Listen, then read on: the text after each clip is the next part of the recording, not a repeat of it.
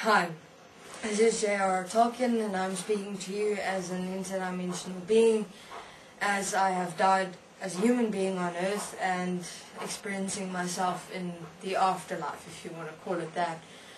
And it's quite a fascinating experience, and I'm certain not many human beings are quite aware of the fact that when you die, you still exist.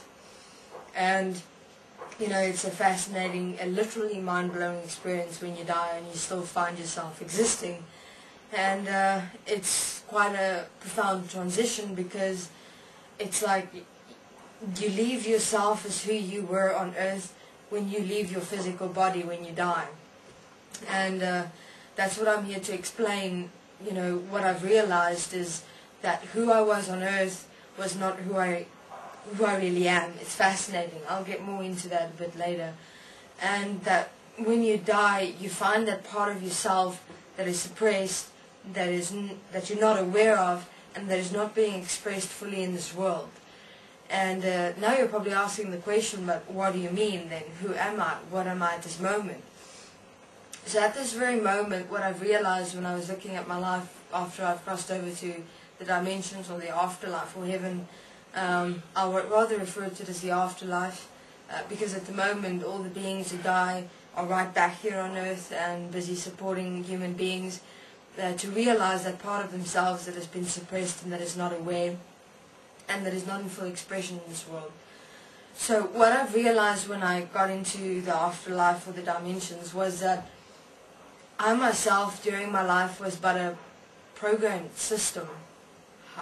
Now you're probably going, Tolkien, are you going on to another ride of another imaginatively beautiful book writing? No, I'm not. This is the actuality of the situation here on Earth. And it's fascinating because, now you're probably asking what are systems. Now systems are, it's like a metallic placement. It looks like a metallic color. It's an interdimensional placement that's within human beings. It stretches from your mind center down your spine, and then it infuses into your entire physical body, into your muscle tissues, right through into your DNA. And now during this time, for a very long period on Earth, there were these beings called the White Light, the Anunnaki, who were the primary creators of these systems, who basically enslaved and controlled humanity. Now what they did is they had the ability to program human beings' minds, the ability to program who and what and how and where and when human beings should experience themselves on Earth. You know, what they think, what they feel, in terms of feelings and emotions, what they experience in this world, their personality, their behavior, everything of that, like everything you define yourself as who you are, was programmed by these beings in the dimensions who enslaved and controlled humanity. And I realized that was my same situation. And I merely accessed a point in my mind in terms of being able to write what I did that was the expansive, you know, ability that's been suppressed extensively in this world and in many human beings. And that's basically where my writings came from. You know, the Lord of the Rings and also the Hobbits, everything. The whole, imagine to the extent your mind is able to create a different reality, a different world, individual persons, individual beings. And what I've found is fascinating is that you'd think that, okay, you know, that's just an imaginary world that's been created. But in truth it's not. It's fascinating because each one of us have the ability to actually create and design a universe, a world with individual beings within it. And yeah, of course you're going now, Tolkien, you're off your mind, you know, you're off your rocket. What have they done to you? No, you may seem that, and just because at the moment you're so limited into the suppressed nature of the systems inside you, which we refer to as the consciousness systems, which are the design of the creators, which have enslaved and controlled humanity to become what and who they are today. And I mean, if you look at the world, the experience of humanity and the world today, it is rather disheartening, and it is sad, and it is actually just plain horrible and disgusting. And I'm actually quite astounded that people will still have children being brought into this world, because the status of it is just horrendous.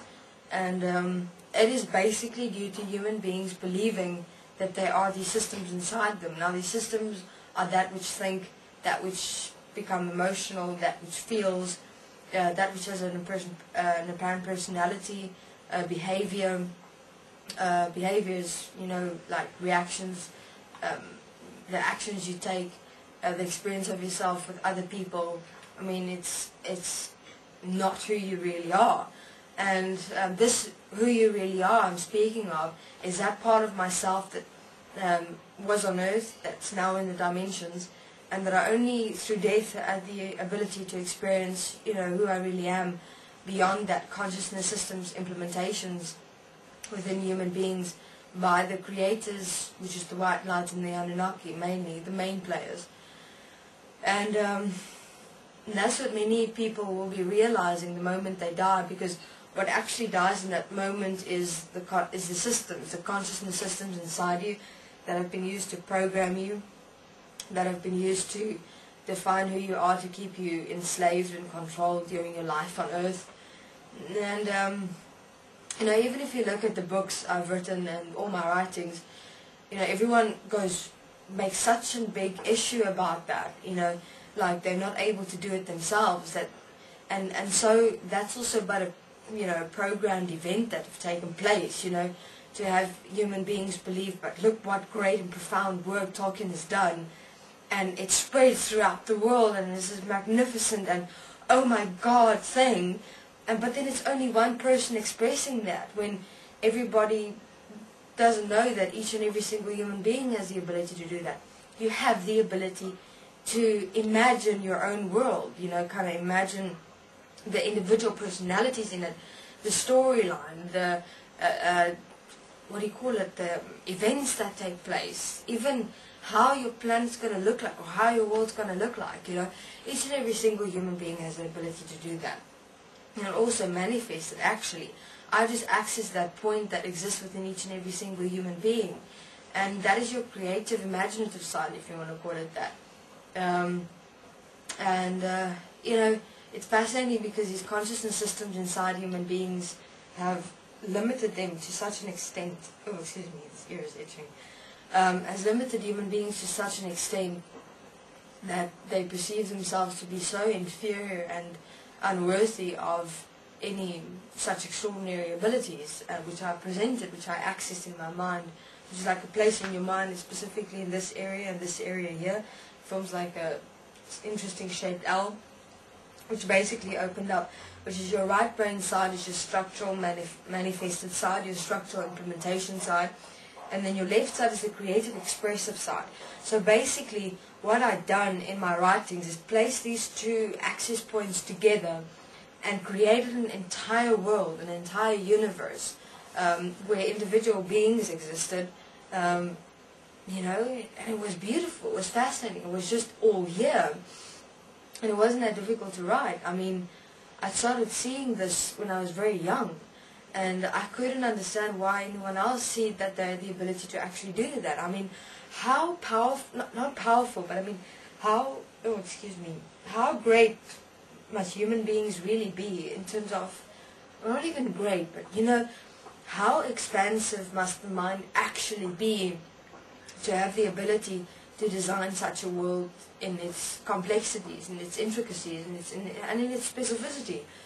And what is that access point really for?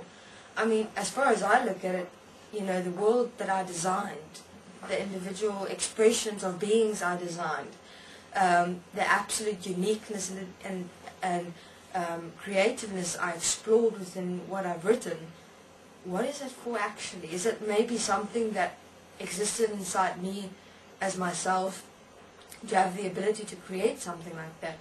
I mean, it just shows you how powerful the mind actually is, and how suppressed and limited the mind has become because of these consciousness systems that have been implanted in human beings by the white light and the Anunnaki.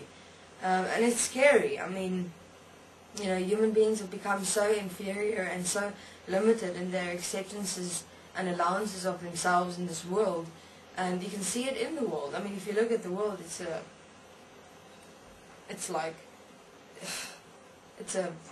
real fuck up, to say the least. And why is it such a fuck up? I mean, why have we limited ourselves so extensively in this world that you have wealth and you have absolute starvation and poverty? I mean, we live in an absolute polarity of limitation, and that limitation is busy stretching us out to the point where this world is going to start breaking, because the polarity equations of the world is not able to maintain itself anymore. And that's where this world is going to. It's going to absolute destruction, because you know why? Beings aren't using their creativeness and their expansive nature within themselves. And you know what is the one thing that is limiting beings in this world? Is the school system. It's school systems. It's the entire scenario where human beings and children are fed this absolute unnecessary information, because they apparently have to go to school, they have to go to university, they have to get a job. Why? One simple reason: they have to make money to survive in this world. And in that survival technique, they limit themselves extensively, because they have to limit themselves to only do schoolwork, what is taught to them by the teachers, by the government. They're only limited to have to take in the information, what is learned in universities, and they're limited to actually how many amount of jobs that are available in this world. And I'm grateful, because I access the point that I'm here to explain to you, to say that human beings, God, you're limited. I mean, I was grateful and fortunate enough to able to experience that point inside my mind as an expression of myself that is vast. I mean, imagine just for a moment, you know, take yourself to that point and imagine how profound, how intricate, how specific and precise your mind actually is. And my mind was to be able to imagine such a world in the Lord of the Rings and the Hobbits. I mean, I didn't get my ideas from anywhere else but within me. So that's what I wanted to share with you, and just a short bit about what I experienced while I was here on Earth, and the expansive nature of each human being's mind, and what has been and how it has been suppressed in this world and within each and every single human being. And I suggest you find ways to rather explore children's individual self-expression, you know, opening that mind centers. And how you do that is through asking the children, what is it that they would like to experience? What is it that they would like to learn? And, you know, what is it that will support them? They know. Ask them. It's the greatest gift we're able to give to them at the moment, because outside in that world, that is a disastrous place where they will live in constant fear and furthermore suppress themselves as who they really are. Thanks. This is Tolkien. Speak later.